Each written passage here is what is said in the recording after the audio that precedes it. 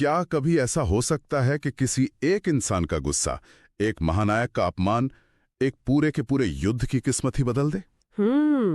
आज हम एक ऐसी ही कहानी की गहराइयों में उतर रहे हैं।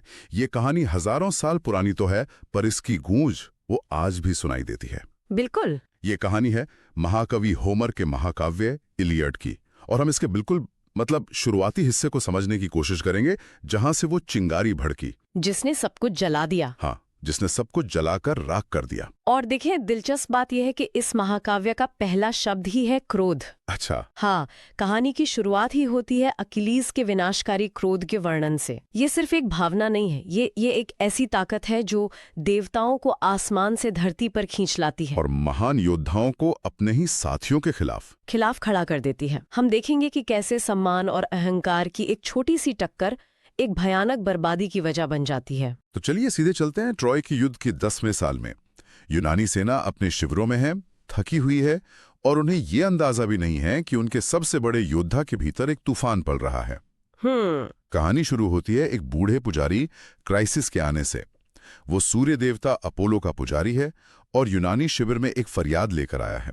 हाँ, वो अपनी बेटी को छुड़ाने आया है, जिससे युद्ध में बंदी बना लिया गया था, और यूनानी सेना के जो सेनापति हैं अगामेम्नोन, उनको पुरस्कार के तौर पर दिया गया था। तो वो पुजारी अपने साथ बहुत सारा धन दौलत लेकर आता है और बड़ी विनम्रता से कहता है कि ये सब ले लो, बस मेरी बेटी लौटा दो। एक पिता की गुहार थी। ज्यादातर यूनानी सैनिक इस बात से सहमत भी थे। उन्हें लगा कि एक देवता के पुजारी का सम्मान करना चाहिए, धन लेकर लड़की को लौटा देना ही समझदारी है। हाँ, लेकिन सेनापति अगामेम्नोन वो सत्ता के नशे में चूर था। बिल्कुल। उसने उस बूढ़े पुजारी को बहुत बुरी तरह अपमानित करके भगा दिया। उसने लगभग गरजते हुए कहा, भाग जाओ यहां से, मैं तुम्हारी बेटी कभी नहीं लौटाऊंगा। और ये भी कहा कि अगर दोबारा यहां दिखे तो तुम्हारी ये पुजारी की छड़ी और माला भी तुम्हें नहीं बचा पाएगी। सोचिए जरा। और ये सिर्फ एक बूढ़े आदमी का अपमान नहीं था, ये सीधे सीधे एक देवता को चुनौती थी। एगामेम्नोन ये भूल गया कि वो राजा है, भगवान नहीं। सही बात है। प्राचीन यूनान की दुनिया में देवताओं का अपमान करना मतलब अपनी मौत को दावत देना था। उसने अपनी ताकत को दैवी नियमों से ऊपर समझ लिया, और यही उसकी सबसे बड़ी गलती थी। इसके बाद जो हुआ वो दिल दहला देने वाला था। वो अपमानित पुजारी समंदर किनारे गया और उसने अपोलो से प्रार्थना की। उसने अपने देवता को याद दिलाया कि कैसे उसने जीवन भर उनकी सेवा की है, और बदले में अपने आंसुओं का बदला मांगा, और देवता ने उसकी प्रार्थना सुन ली। बिल्कुल। अपोलो अपने ओलिम्पस पर्वत से उतरे। उनके चेहरे पर रात जैसा अंधेरा था। बिल्कुल। और पीठ पर चांदी का धनुष। उन्होंने यूनानी शिविर के पास बैठकर उस धनुष पर तीर चढ़ाया, और उस तीर से जो आवाज निकली वो भयानक थी, बहुत भयानक। वो मृत्यु के बाण थे। पहले तो खच्चर और कुत्ते मरने लगे, और फिर इंसानों पर कहर टूटा।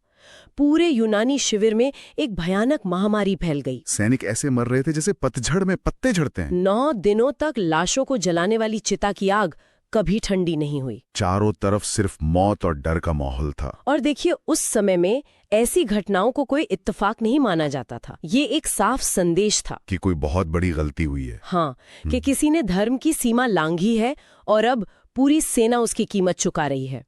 डर इतना बढ़ गया था कि किसी की हिम्मत नहीं हो रही थी कि वो सेनापति से सवाल भी कर सके। 9 दिनों के बाद जब बर्बादी हद से ज्यादा बढ़ गई, तब महान योद्धा अखिलीज ने हिम्मत दिखाई। उसने सभी योद्धाओं की एक सभा बुलाई और कहा, हमें किसी भविष्यवक्ता से पूछना होगा कि देवता हमसे नाराज क्यों हैं। और ये अपने आप में एक बड़ी बात थी।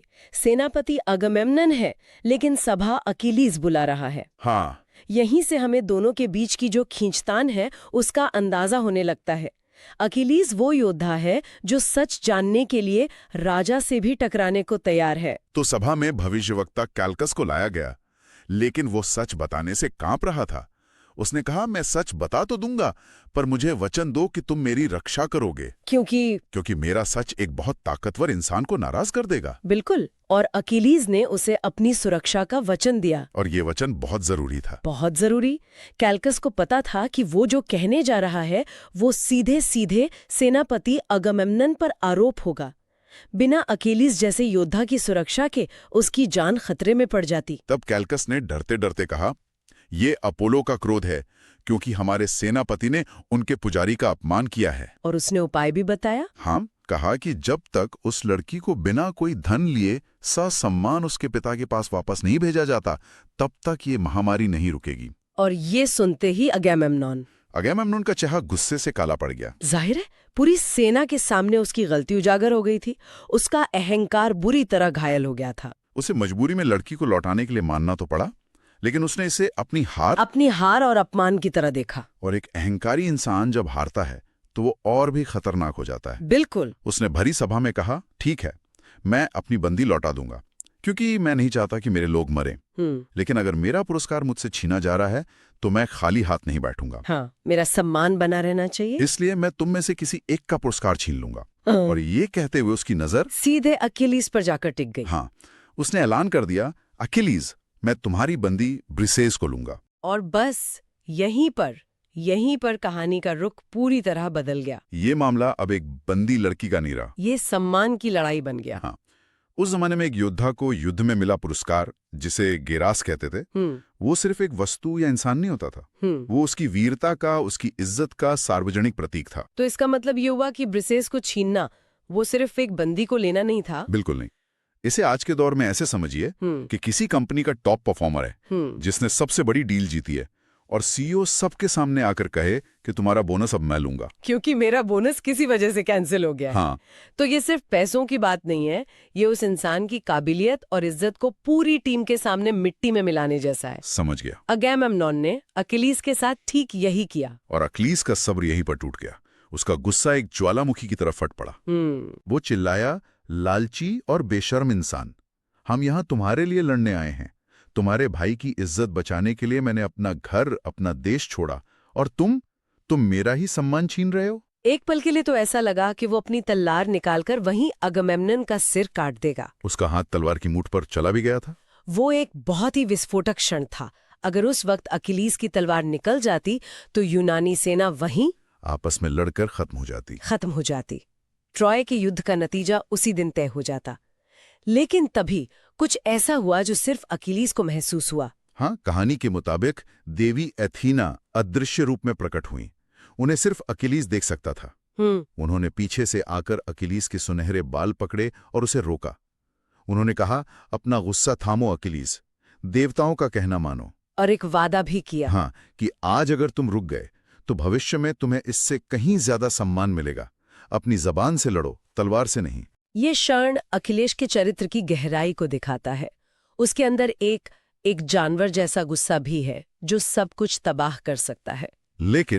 लेकिन साथ ही उसके अंदर देवताओं की आवाज सुनने की समझ भी है। वो अपनी पाश्विक वृत्ति पर काबू पा लेता है। पर इसका मतलब ये तो नहीं कि उसका गुस्सा शांत हो गया। बिल्कुल नहीं, बल्कि वो और भी खतरनाक रूप ले लेता है। उसने तलवार तो वापस म्यान में रख ली, लेकिन फिर उसने वो किया जो तलवार चलाने से भी ज्यादा विनाशकारी साबित हुआ। उसने अपना राजदंड जमीन पर पटका और पूरी सभा के सामने शपथ ली। क्या कहा उसने? कहा, आज से मैं और मेरे सैनिक इस युद्ध में नहीं लड़ेंगे। ओहो। तुम्हें मेरी कीमत उस दिन समझ आएगी जब ट्रोजन योद्धा हेक्टर तुम्हारी सेना को गाजर मूली की तरह काटते हुए समंदर तक धकेल देगा। उस दिन तुम पछताओगे कि तुमने अपने सबसे महान योद्धा का अपमान क्यों किया। हाँ, ये एक तरह का रणनीतिक हमला था। उसने शारीरिक हिंसा की जगह असहयोग को अपना हथियार बनाया। मतलब ठीक है, तुम्हें मेरी जरूरत नहीं है, तो अब लड़कर दिखाओ मेरे बिना। बिल्कुल। उसने यूनानी सेना की सबसे बड़ी ताकत को उनसे छीन लिया, और वो ताकत वो खुद था। इसके बाद वो चुपचाप अपनी शिविर में लौट गया। जब अगामेम्नोन के दूत उसकी बंदी ब्रिसेस को लेने आए तो उसने कोई विरोध नहीं किया। उसने लड़ाई नहीं की। नहीं, उसने अपने दोस्त पेट्रोक्लस से कहा कि ब्रिसेस को उनके हवाले कर दो। लेकिन इसके बाद का जो दृश्य है वो बहुत ही मार्मिक है। हाँ, वो महान योद्धा जो युद्ध के मैदान में किसी से नहीं डरता, वो अकेला समंदर किनारे जाकर बैठ जाता है और अपनी माँ समुद्री देवी थेटिस को पुकारता है। और उसकी आंखों में आंसू होते हैं। एक योद्धा का रोना, ये उसकी कमजोरी नहीं दिखाता। बिल्कुल नहीं। यहाँ आंसू उसकी कमजोरी नहीं, बल्कि उसके जख्म की गहराई को दिखाते हैं। उसका न्याय का जो बोध था वो बुरी तरह टूट चुका था। तो वो अपनी माँ से कहता है, हाँ, वो अपनी माँ से कहता है, माँ, देवताओं ने मुझे एक छोटी जिंदगी दी, लेकिन बदले में सम्मान का वादा किया था। आज मेरे ही सेनापति ने वो सम्मान मुझसे छीन लिया। अब तुम देवताओं के राजा ज़्यूस के पास जाओ और उनसे कहो कि वो युद्ध में ट्रोजन को तब तक जीतने दे जब तक यूनानी मेरे पैरों पर गिरकर मुझसे माफी ना मांग ले और मेरा सम्मान वापस ना करे। हाँ। वो अपने ही साथियों की हार की कामना कर रहा है। ये तो एक तरह से देशद्रोह जैसा लगता है। उसके नजरिए से देखे तो ये देशद्रोह नहीं, न्याय की मांग है। उसका तर्क ये है कि अगर इस सेना को, इस व्यवस्था को मेरे सम्मान की परवाह नहीं है तो मैं इस व्यवस्था के लिए क्यों लड़ूं? अच्छा। उसका गुस्सा अब सिर्फ अगामेम्नॉन से नहीं बल्कि उस पूरे सिस्टम से है जिसने उसे नीचा दिखाया। वो चाहता है कि पूरी यूनानी सेना को उसकी गैर मौजूदगी की कीमत चुकानी पड़े। सही। और उसकी माँ थेटिस अपने बेटे का दुख देखकर देवताओं के राजा ज़्यूस के पास ओलिम्पस पर्वत पर जाती है। वो ज़्यूस के घुटने पकड़कर प्रार्थना करती है कि वो उसके बेटे का सम्मान वापस दिलाए और यूनानियों को हार का मुंह दिखाए। और ज़्यूस एक दुविधा में पड़ जाता है। वो जानता है कि अगर उसने थेटिस की बात मान ली तो उसकी अपनी पत्नी देवी हेरा उससे नाराज हो जाएगी। क्यों? क्योंकि हेरा यूनानियों का पक्ष लेती है। देवलोक में भी अपनी राजनीति और अपने समीकरण हैं। तो क्या ज़्यूस ने उसकी प्रार्थना स्वीकार की?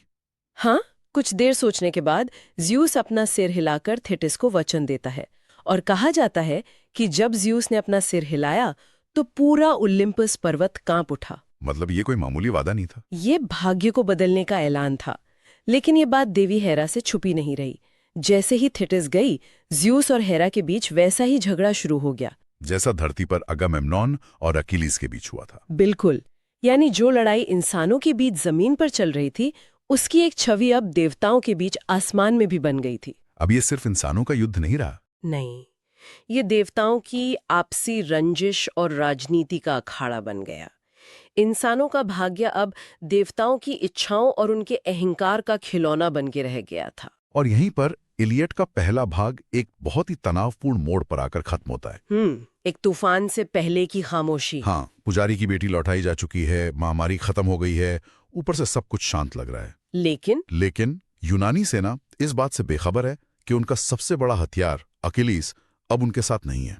वो अपने शिविर में बैठा है और उसका गुस्सा और उसका घायल सम्मान एक आग की तरह धधक रहा है। और दूसरी तरफ ट्रॉय की सेना की किस्मत चमकने वाली है, क्योंकि अब खुद देवताओं के राजा ने उन्हें जिताने का वचन दे दिया है। तो ये कहानी हमें इसी सवाल के साथ छोड़ जाती है कि महानता और विनाश के बीच की लकीर कितनी पतली होती है, और ये सोचने पर मजबूर करती है कि जब किसी एक व्यक्ति का आत्मसम्मान पूरे राष्ट्र के भविष्य से टकराता है तो जीत किसकी होती है? व्यक्ति के सम्मान की या राष्ट्र के अस्तित्व की? और उस जीत की क्या कीमत चुकानी पड़ती है?